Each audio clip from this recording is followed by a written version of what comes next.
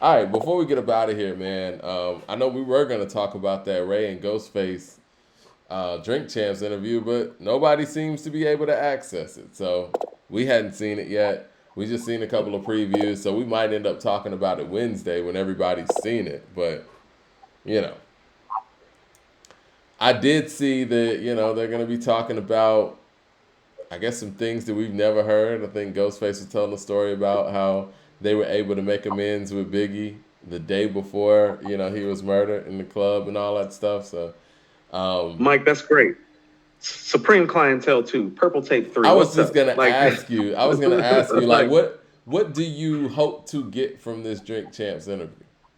I just told you what I want. I want to hear about Supreme clientele two. The Purple tape three. I want to hear what's going on, who's doing the production, who they're thinking about collaborating with. What they're Ray and working Ghost are on? always entertaining, and gonna have some colorful stories for you, of Yeah. course.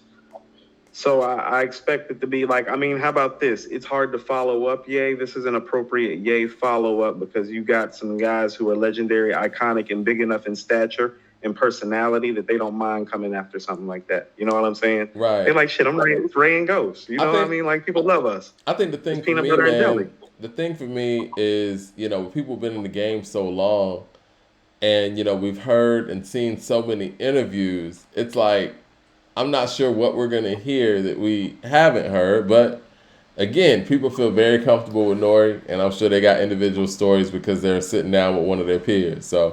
Right. So it should be interesting. I'm looking forward to it. I don't think we're gonna get like any. Do you want to hear another Wu Tang album? How do you feel about that? Old Dirty Bastard's not here. I'm just ambivalent about it. Like, I don't think people understand how key he was to the feel and the grittiness that's on Enter the Wu Tang. Like, you can't replace a guy like that. And No. also, too, Mike, it's just when you're growing up and you're a teenager and you're seeing that run that they had, that's the best run ever. It's like there is a large part of me that is like would rather remember them in that run Let's leave it than to there. have. Yeah. Yeah, I'd rather them leave it there because they're all still got their solo material and endeavors and all that cracking. It's like I'm cool if they leave it there because they actually provided us with enough classic material, unlike Outkast, to be happy with their placement of it to the point that they got whole Hulu shows being made about them. Like I'm cool if they never get in the booth and put together another Wu Tang album. Yeah, because Like what I'm they cool did with was magic, man. I mean, you said unlike it. Outkast, you want to see another Outkast album? I mean, because I feel like they still left us wanting something more. I don't feel like Wu Tang left us wanting with everything. They kind of emptied the chamber a lot, and like in a good way. They gave us what they had to give, and it was Yeah. all time great. I'm cool with it. I've heard You're never gonna see that Andre. again. I've heard Andre say before that it's they've always felt like, or he always felt like they were making music under the gun in a sense where nobody was expecting anything from them, so it was easier to make it from that place. But now that there's expectations, then you know it's harder to create. And I think it's interesting you say leave it there. I think he wants to leave it there, but it still feels incomplete. But So yeah. hold on. So let's speak to that comment right there. And I don't necessarily care for it, and I'm going to tell you why. Well, you usually tend to get measured in other spheres of entertainment, in sports, in competitive nature Hmm. by those moments. By the adverse moments, the flu By the game. adverse moments. Like Mike, you know exactly where I was going. It's like it's not just that Mike won. It's like how he won. It's Yeah. who he beat. He Who beat a he lot of won people with. in their prime. Right.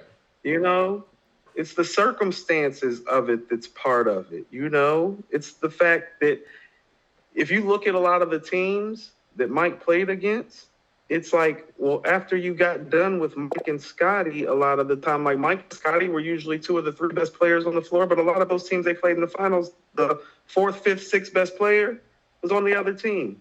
Go look at Oh the yeah. 93 Suns roster. Oh yeah. Go look at the 93 Suns roster. Like the best players on the court are Michael Jordan, Charles Barkley, Scottie Pippen in that order. The next four players are the Phoenix Suns. You know what's so They won interesting four about two. Andre 3000 to me is, for somebody, because, growing up in Atlanta and, seeing Outkast in their prime and at the height of their powers, and, how he was able to dress all wild in the 90s when nobody was doing that. And he seems so confident in that. And I saw that as like, yo, man, this dude is really dope. You can go out here and just be who you want to be as long as you're great at what you're doing. And to ultimately see that he doesn't have that kind of confidence is wild. Hold on, Mike. I'm going to go to something. You were talking about John Stockton. Why did you say that he was better than Steph? You brought up the pressure, didn't you? Yeah. And you said, no, I done seen John Stockton hit a game-winning shot to win a series in the playoffs Yeah. under pressure. You said, I haven't seen Steph do that. What? Under pressure. Yeah. And thereby you separated some because of what one man did under pressure that you saw him perform and succeed at the highest level at, as opposed to a man that you feel like hasn't. Well, and to take that into Pressure. hip hop terms, right? I think even Jay Z's performance on the Blueprint 2 album and the Black album, that's actually operating under pressure after Ether, right? What Nas did on Ether and Stillmatic, that's operating under pressure, and those are Mike, things that push you above the fray. And I that's what I hate that in hip hop we give more credence to people who walk away from that and just we want to remember everything good. And so no one holds that to task when considering the greats. And again, I'm not slamming down on Andre because he's never said he's one of the greats in this and that and the third or whatever. That's what the people are saying. And he is. He's no, done great no, things. he is. Yeah. But No, Mike, you're, yeah, you're you're right, Mike. I mean, Mike, you kind of spoke to it, Mike. I don't think anybody was under the pressure MC wise that Nas was under before Ether came out. No rapper had ever been put to the fire like that was legendary. Like yeah. a lot of the respect that he has from the modern day MC is because of how he responded. Mike, let's go back a generation, Mike. LL LL, Cool J yeah, before I he was gonna made go Mama there. Said Knock You Out, Mike. Yeah, I was gonna It was go a there too. rap. Yeah, Mike, for me, still to this day, like LL, like that's his career defining moment for me. I Because the mean, pressure was on and he responded. let's look And at he Ghostface, responded with right? epic work. Let's look at He responded Ghostface with on epic Supreme work. Clientele. That was Yeah, Mike. like he was serving some time. You know what I'm saying? They were coming off of Mike, he was dying. His health immobility. was in jeopardy. Yeah, He was sick. yeah. He was sick and in and out of jail. So as much as I love Dre and I love Cass, I don't like that statement, honestly. And again, it's and shout out to Big Boy who's continuously making music, and hopefully the big sleepover comes, in any week now because they're out there performing. He's on Jimmy Fallon, but yeah, I mean, it's odd though. Again, someone that seemed so confident and comfortable in their own skin with the blonde wigs and all that stuff seems to not have that confidence in their ability, and I just think that's wild. But I Literally one think of the that's best MCs why we've ever heard. I think that's why I don't feel like we're ever gonna get another Outcast effort because I don't feel like he's up for that challenge. And I'll even say that about Tribe, right? Before Fife died, because that album was in the works anyway. They were up for the challenge of making another Tribe album. That's saying a lot. That That's says a heavy. lot. That takes a Their lot. legacy had been cemented. Their legacy had Exactly. been cemented. They didn't have to do Yeah. that. They didn't And I'm have to not do saying that, nothing. Cass owes us any albums or anything like that, but if you're up for the challenge, this is the biggest challenge to show that, you know what? You can make a dope album because we're dope artists, we're dope musicians at whatever age we're at. But I think that that's another thing that, Dre fears too, is just looking like the old person on the mic. But I thought the hip hop had gotten past that. So, and maybe that's just me because I'm competitive. Like when I say Outkast is the best group of all time, it's because I don't see any other four albums as strong from any other group. Even if the albums are great, I don't think they're as great as like Outkast, fourth best album, is better than whatever your best group's is fourth best album. But Mike, a fifth album would have ended that conversation, and that was my thing about them doing it. You feel A me? fifth album right now, because honestly, if we want to keep it 100 and we just got to keep it real, and I know we want to pick and choose, Idlewild is technically their last album. Do you really want to end on that note? Like, it's just what it is. Like, it's billed as an Outkast album. It's a That sound soundtrack. like that's really the song skipping and slowing down, like he talking about on Rosa Parks. If that's the case, Right. But, I mean, I don't know. I don't know. It's, again, when you look at music and the scope of their musical peers, if you're just talking about hip hop or if you're just talking about music in general, you were talking last week about Stevie Wonder's album in the 90s. Like, he knew that he wasn't, songs in the key of life Stevie, but he made the album anyway. yeah. But he Like, was also Stevie. That's what I mean. He was like 13 years removed from Songs in the Key of Life. And right. that was like, and Songs in the Key of Life is like towards the end of his run, not in the middle. Like he had been removed from it, but he was still out there putting in work, and people still loved it because it was still Stevie. I told you, my mom still went and bought the tape. All right, man. It's 5:30. I know we got to get up out of here in a second. One more thing. You want to talk about the Gibbs and Kiss record right quick, Yeah, and then let's get talk out of about the here? Gibbs and Kiss record. It was fire. What else? It's fire. Mike, I was actually about to say, on to some dudes who actually want to rap and love to rap. Yeah, man. Yeah, man. That Yeah. was So uh you want to know what my takeaway from the possible. record? Go ahead. What? I No, was no, gonna no. say You first. Go possible ahead. song of the year nominee or something. Mike, get out my head. I was like, this is one of the best rap records this year. Yeah, Black Illuminati is It, strong. I mean, it's already. I mean, Mike, you can go ahead and put it down now. This is making our top 20 rap songs of the year. That was my thought. I was like, oh, this is making the yearbook. Okay. I Um, hate to be like this because everybody, does so much stuff together. They sound so good together. I wouldn't mind hearing them do like a little EP together. wouldn't mind hearing 5 or 6 tracks by The Alchemist. Oh. Wouldn't mind that at all. But here's what I'll tell you, Mike. Here's what my overall take was outside of that, though. I said this record is very Lemon like, as in when I was Conway thinking and that. Method Man got together for Lemon last year. It's a tone setter. He went and picked the legend who he respects and loves, who's still active and great, and they made a great record together. That's one of the best songs of the year, just like Conway and Meth did last year with Lemon. And so this makes me get excited for Gibbs' project the same way Conway got me excited about his project with Lemon, because it's one of those things. Not only is the record great, but he knows his audience. He's sticking to his audience and his guns. Fuck that happy shit. You know what? I wanted to ask you this, man. I mean, even though he didn't drop anything this year, is Jadakiss possibly MC of the year or lyricist of the year or something? Because what Jadakiss has done in this year is interesting, and it's hard We to gonna even have say we gonna have anything. to give Kiss a all jokes aside, Mike. We just gonna have to give Kiss a whole page in the yearbook just talking about like what he is and who he means to the game. Because here's what I realized when I was like, because I watched the video and played it up on my TV while I was listening to it while I was getting ready for the show, and I was like, man, I was like, this dude has not changed since I first heard him in 1997. It's crazy. Yeah, he has not changed, and I mean that in a great way. Is in like, and when you really think about it, it's like, man, he's been on everybody's shit. His Everybody. consistency has pushed him past a lot of people who It's remarkable, who Mike. catapulted, above him initially.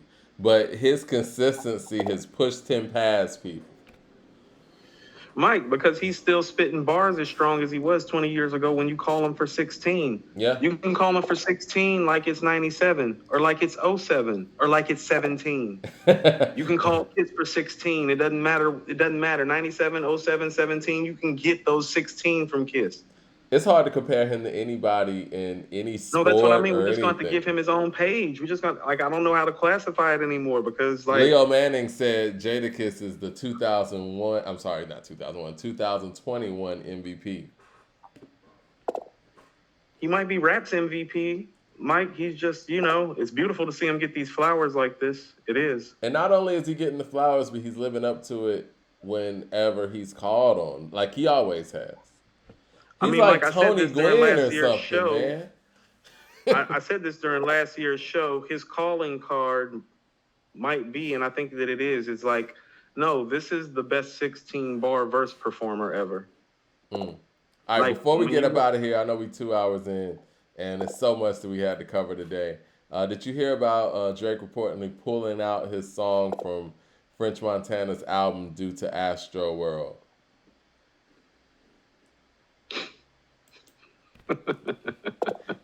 I'm just gonna say He's this. so okay. Go ahead. I'm gonna say this. I think that's unfortunate that we know that French Montana's efforts or his collaborations with Drake, they always chart high. Like if we look at French Montana's, like if you search him on Apple Music or whatever streaming platform you have, all of the Drake collaborations go first. So I'm sure that however it worked Everybody's out, great collaborations go like that. When you pull up yeah, Wayne and Ross shit, it does it, and that's even with all their hits. His stuff be popping up like in the top 10.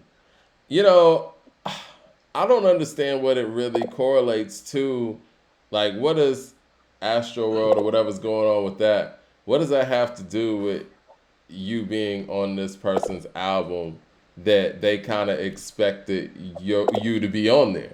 Like, what does one See, have this to is do what with the other? happens. See, this is what happens when the machine controls you, though. It's like just because that's the machine at work. I really don't know how else to parse my words other than that. Well, I hate that for French Montana, man, because again, when you center the rollout around something or around possible or a collaboration that was already on your track list, because he put that out, I want to say maybe a week or two ago when he was announcing the album, I feel like and it's been 3 weeks now. yeah, it might have been 3 weeks now, and you don't have that, and it's like a person pulls out days before your album release, and it's like that's kind of whack.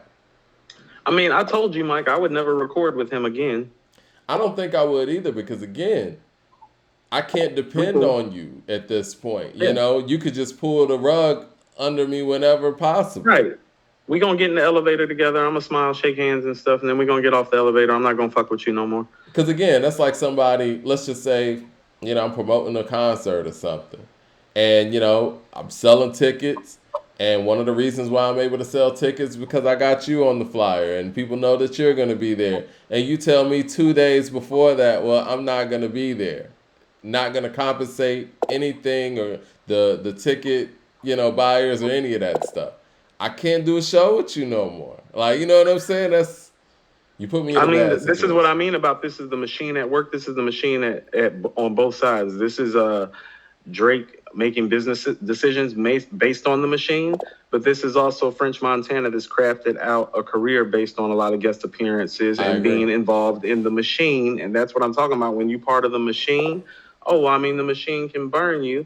And so I'm going to finish this off by saying that's why I love groups like Mobb Deep, because Mobb Deep made classic shit. Like Mike, I told you, it's like you can't even go find Mobb Deep like getting on tracks together outside of like dudes from Queens. Like if it's not LL or Nas, they not even really You're working right. with you, but they do great work within their own camp and within themselves, and you can lean on that. And so French Montana has made a career where he's leaned on a lot of guest appearances, and now it's biting him a little bit. That's the machine at work on both sides. You're right. 100%. I think that's a good way to leave it. All right. Well, we're going to check out this Raekwon and Ghost Drink Champs, and we'll probably talk about that Wednesday. Probably talk about even more than that Wednesday because so much happens so fast. I don't I know, was about man. to say, Mike. Thanksgiving is coming up, so maybe we won't talk Wednesday. So we'll talk amongst ourselves and see what works. Yeah, I Yeah, know yeah, that's the yeah, day yeah. before We'll work Thanksgiving. something. We'll work Yeah, something out for you guys. we'll work something out. We'll work a schedule out. Yeah, yeah. Yeah, yeah, we'll work something out for the people. But until then, make sure you go to According to Hip Hop on YouTube. Subscribe to the channel if you hadn't already subscribed and click the bell icon so you can know that when we're on live. And I'll make sure I put in the community section where we're going to go live next. And yeah, man, that was fun today, bro. Yeah, it was good. I had fun. All right, y'all have a great weekend. Have a safe weekend and enjoy your Thanksgiving festivities.